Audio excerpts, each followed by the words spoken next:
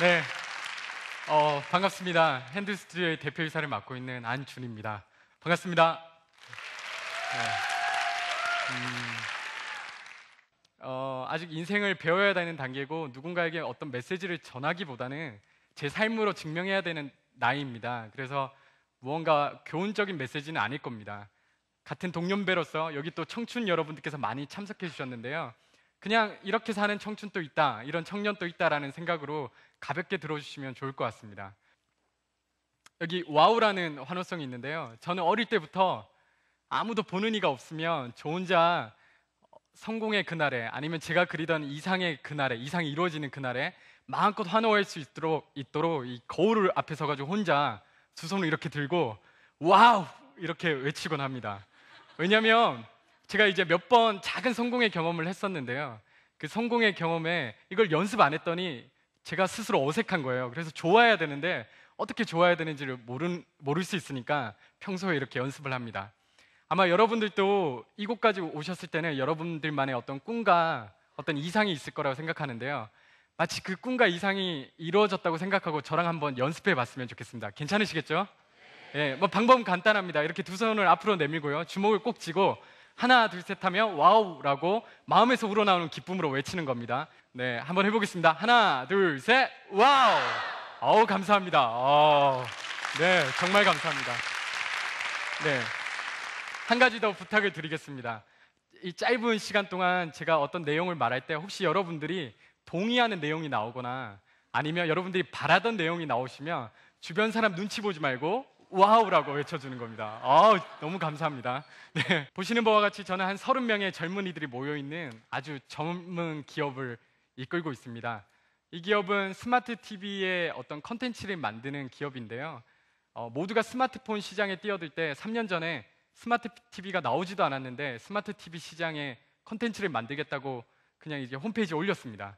그때 그 작은 원룸에서 시작했는데요. 5명이 모여서 책상 5개 놓고 시작한 회사였습니다. 근데 저는 한 1년이나 2년이 지나면 스마트 TV가 나올 줄 알았는데 그냥 그해 그 다음 달에 나와버렸습니다. 스마트 TV가. 그리고 전 세계 이제 플랫폼 업체들이 혹시 스마트 TV 컨텐츠를 만드는 회사가 있지 않을까 하고 구글링을 막 해볼 거 아닙니까? 근데 서울의 조그만 원룸에 있는 한 회사가 나오는 겁니다. 네, 그 다음은 뭐 예상하시는 바와 같이 세계적인 주목을 받게 되면서 저희가 이제 다른 어떤 저희가 잘나서기보다는 그런 기회를 잘 만나서 이렇게 회사가 안정적으로 성장해 할 수 있었습니다. 회사가 굉장히 재밌습니다. 아무리 바빠도 한 달에 한 번은 꼭 모든 일을 제쳐두고 밖으로 놀러를 나갑니다. 가을 날씨가 좋으면 한강으로 자전거를 타러 가고요. 유명한 영화가 개봉했다 그러면 다 같이 끌고 그냥 영화를 보러 갑니다. 애들이 옷을 허름하게 입고 네, 좋습니다. 네, 와우. 바라는 것들이군요. 네. 애들이 옷을 허름하게 입고 다니는 것 같으면 야근이 많거든요. 옷을 허름하게 입고 다니는 것 같으면 이사들을 하고 얘기해가지고 백화점에 데리고 갑니다. 그리고 상품권을 네, 네, 네, 감사합니다. 네. 상품권을 나눠주고 즉석에서 옷을 구매하게 한 다음에 회사로 돌아와서 즉석에서 패션쇼를 엽니다. 그래서 네, 그리고 다시 이렇게 수상을 해서 다시 상품을 제공하죠. 그리고 매주 목요일 2시 직장인들이 가장 힘들어하는 그 시간에는 전 직원이 모여서 카트라이더 게임 대회를 엽니다. 그리고 즉석에서 시상을 하죠. 그러면 분위기가 너무 좋으니까 막 소리 지르고 막 난리가 나거든요. 그러면 3층에서 항의가 들어옵니다. 그럼 제가 막 허리를 굽신굽신하면서 죄송합니다 이러기 바쁘거든요. 근데 아이러니한 거는 3층에 있는 회사가 카트라이더를 만든 넥슨이라는 회사예요. 아직도 모르고 있을 겁니다. 저희가 뭘 하는지. 그 회사가 경비원 아저씨한테 2층은 저희가 2층인데요. 혹시 신흥 종교단체가 아니냐고 뭐 그런 항의를 했다고 하는데 자기네 회사에 게임을 한다고 그렇게 소리를 지르는 건데 하나만 더 말씀드리겠습니다. 너무 많은데요. 조금 있으면 송년회를 하시지 않습니까? 어떻게 송년회 하십니까? 이렇게 술 예약하시고 식당 예약하시고 이렇게 하시죠. 저희는 전국 방방곡곡 아니면 중국과 일본까지 흩어져 있는 모든 부모님들에게 비행기표를 끊어드려서 서울의 가장 좋은 호텔에 모시고 하루 동안 같이 잠을 자면서 1박 2일 동안 공식적으로 효도하는 시간을 가집니다. 네. 네. 감사합니다. 네. 회사 소개한다고 너무 시간을 많이 뺏어가지고. 네. 요즘 이 시대의 청춘들을 정의하는 단어가 굉장히 많이 있는 것 같습니다. 저도 그 중에 하나인데요. 여러분들 혹시 88만 원 세대나 3포 세대 등 이 시대의 청년들을 위로하고 정의하는 단어들을 많이 만났을 겁니다.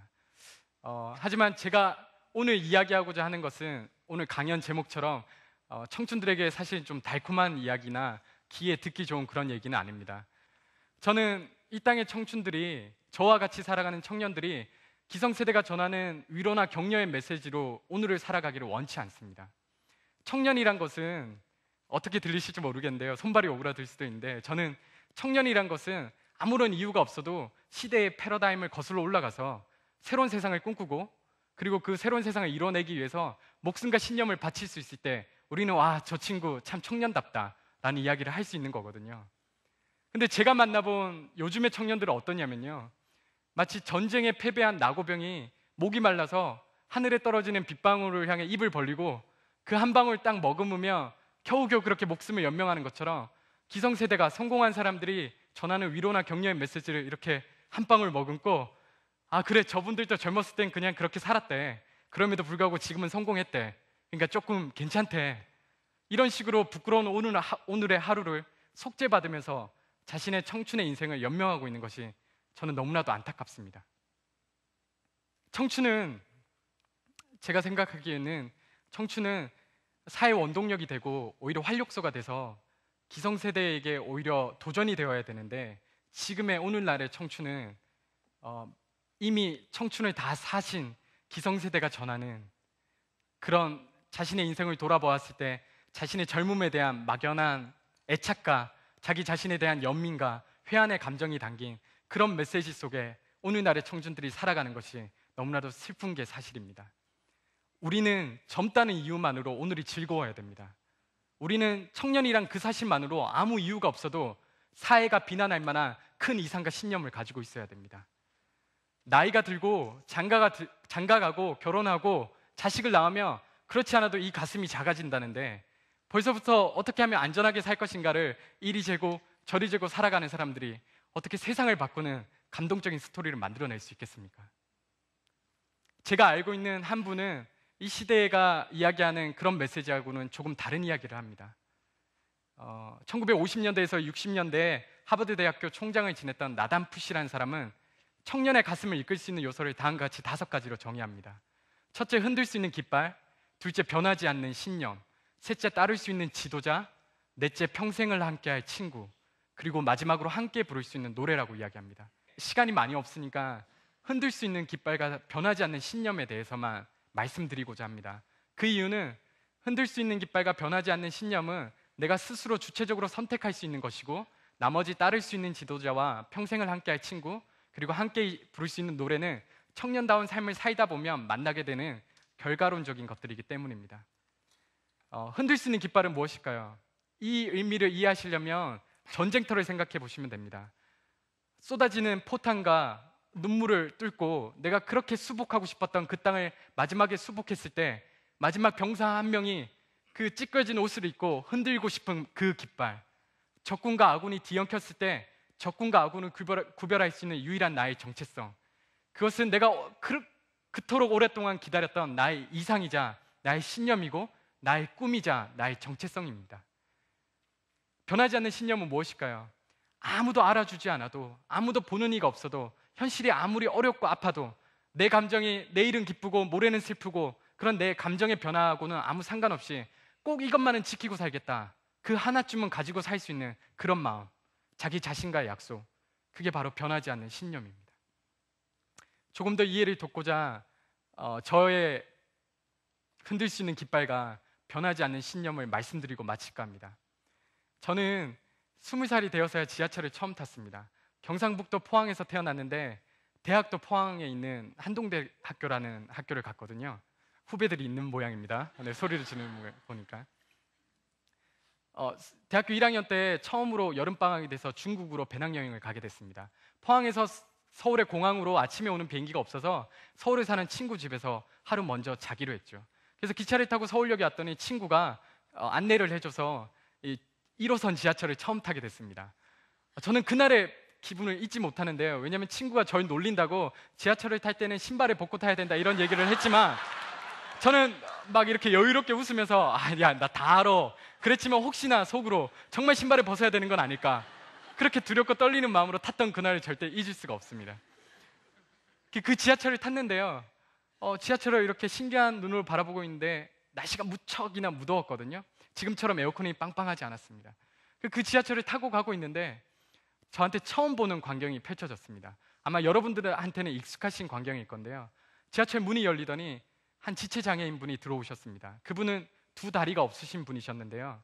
그래서 이렇게 몸을 바닥에 누이고 두 손으로 이렇게 몸을 끌면서 들어오셨습니다. 그리고 여러분들이 상상하시는 것처럼 이내 목소리를 가다듬더니 막연한 대중들을 향해서 외치기 시작했습니다. 저는 다리가 없는 사람입니다. 여러분들이 도와주신다면 오늘을 살아갈 수 있겠습니다. 근데 저는 모두가 도와줄 줄 알았습니다. 근데 그 무더운 여름의 적막감만큼이나 아무도 그를 바라보지 않았고 그에게 도움의 손길을 내밀지 않았습니다. 물론 그 마음이 어떤 건지는 지금 저도 조금은 이해하고 있습니다. 하지만 저는 처음 봤기 때문에 친구에게 야, 저분 도와주자 라는 말을 했고 주머니에 있는 몇천 원을 이렇게 꺼내가지고 이렇게 그분에게 가서 아저씨 힘내십시오라는 짧은 인사와 함께 돈을 이렇게 드렸습니다. 그랬더니 그 다음에 놀라운 장면이 펼쳐졌는데요. 그분이 제 팔을 덥석 잡더니 이렇게 끌어내리는 겁니다. 깜짝 놀랐죠. 서울은 이런가 도와줄 때. 그러더니 그분이 더 놀라운 이야기를 했습니다. 저를 보고 혹시 학생 돈은 됐는데 잠시만 내 이야기를 들어줄 수 있겠냐고 저에게 물으셨습니다.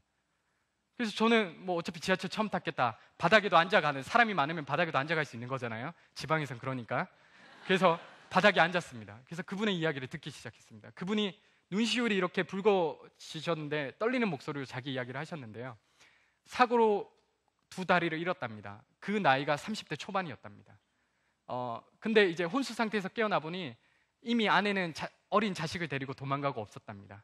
그래서 그 현실을 받아들이기가 너무 힘들어서 몇 번이나 죽을 시도를 했답니다. 그래서 자살 시도를 몇 번이나 했었죠. 근데 사람 목숨이 질기다고 죽지 않더랍니다. 그래서 늙으신 홀어머니가 있는데 이 홀어머니를 위해서라도 살아야겠다 싶어서 소개를 받아서 공장에 취업을 했습니다. 근데 처음엔 사장님이 너무 잘해주더래요. 근데 한 달이 지나니까 사람이 없을 때 사장님이 때리기 시작하더래요. 그래서 꾹 참았대요. 내 할 일이 생겼으니까 누구보다 더 열심히 일했대요. 그래도 이게 나의 희망이다. 근데 이제 몇 달이 지나니까 월급도 주지 않더랍니다. 그래서 거기도 다니지 못하고 나왔답니다. 그리고 또 자살 시도를 했습니다. 저한테 이렇게 보여주더라고요. 근데 또 죽지 않더랍니다. 그래서 어머니를 위해서라도 살아야겠다는 생각에 수소문을 내서 오늘 첫 출근을 한 겁니다. 그리고 제가 그 첫 손님인 거죠. 저는 지하철을 처음 탔는데. 근데 제가 그 20살짜리 까까머리 청년이 돈 몇천 원밖에 없는 그 청년이 무슨 용기가 생겼는지 제가 이런 약속을 해버리고 맙니다. 떨리는 마음으로. 아저씨, 그냥 뭐 떨리지도 않았습니다. 아무 생각이 없었습니다. 아저씨, 제가 어른이 되면 아저씨같이 열심히 일한 사람이 대접받을 수 있는 그런 사회를 만들겠습니다. 무슨 용기가 생겼는지요. 네. 그리고 제가 종교인인데 뭐 돈은 없고 기도를 잠시 드려도 되겠습니까? 대답 대신 손을 모으더라고요. 그래서 즉석에서 기도를 드렸습니다. 처음 탄 지하철에서 별의별 걸 다 했습니다. 거기서 부흥회도 한 거죠. 기도를 잠시 드린 사이에 친구가 야, 우리가 내리려고 지나쳤다고 저보고 빨리 내려야 된다고 했습니다. 그래서 배낭을 둘러매고 막 달려서 내리려고 하는데 마지막 그 아저씨의 얼굴이 보고 싶어서 뒤를 돌아봤는데 저한테 놀라운 광경이 펼쳐졌습니다. 그 아저씨가 몸을 끌고 다음 칸으로 이동하시는데 하늘을 향해서 손을 뻗더니 살 거야, 나는 꼭 살 거야 라고 외치는 겁니다. 그분에게는 변하지 않는 그게 이상이 됐고 신념이 됐습니다. 그분이 지금 살아계신지는 모르겠습니다. 또 만날 수는 없겠죠. 근데 저는 압니다. 그분의 죽어가는 그 가슴을 살린 것은 어떤 한 청년이 얘기했던 그 작은 문구, 그게 그분의 마음을 살렸다는 것을요. 그리고 저도 지난 10년 동안 그분과의 약속이 저희 이상과 신념이 되었습니다. 저희 회사는 정말 마무리하겠습니다. 저희 회사는 한 가지가 없는데요. 뭐가 없냐면 공신제도가 없습니다. 어느 기자분이 저한테 물으셨어요. 아니 그렇게 직원들한테 다 해주고도 회사 운영이 됩니까? 그래서 제가 이렇게 대답했습니다. 회사의 대표, 이사, 주주라는 사람들이 자기가 일한 만큼 이상으로 돈을 가져가지 않으면 회사에서 모든 걸 할 수 있다고요. 그게 제가 지난 3년 동안 회사에 빚을 한 번도 지지 않고 수익을 내면서도 깨닫게 된 사실입니다. 청년 여러분, 지식인이 지적인 자살을 감행하지 않고도 경험할 수 있는 그런 세상을 바꾸는 기적이 있습니다. 그것은 기성세대의 위로나 격려의 메시지로 오늘을 겨우 연명해가는 그런 청년들의 가슴 속에 있는 것이 아니고요. 시대가 변해도, 환경이 변해도, 미래가 어떻게 되더라도 영원히 변하지 않는 나만의 이상과 신념을 품은 그 뜨거운 청춘의 가슴에서부터 세상은 바뀌는 겁니다. 네. 자, 여러분, 시간이 없어서요. 제가 너무 무겁게 끝나면 다음 강의에 영향을 미치니까 한 가지만 액션을 취하고 마치겠습니다. 죽어가는 모든 이 땅의 청년들이 그 청년 정신을, 이 소리를 듣고 벌떡 일어나서 다시 한번 그 청년 정신을 불태울 수 있도록 여러분들하고 제가 먼저 증인이 돼서 힘차게 외치고 마쳤으면 좋겠습니다. 괜찮으십니까? 네, 제가 하나, 둘, 셋 하며 여러분들이 그 청년 정신으로 다시 태어난다는 생각으로 와우라는 큰 함성으로 마치도록 하겠습니다. 준비되셨죠? 하나, 둘, 셋, 와우! 감사합니다.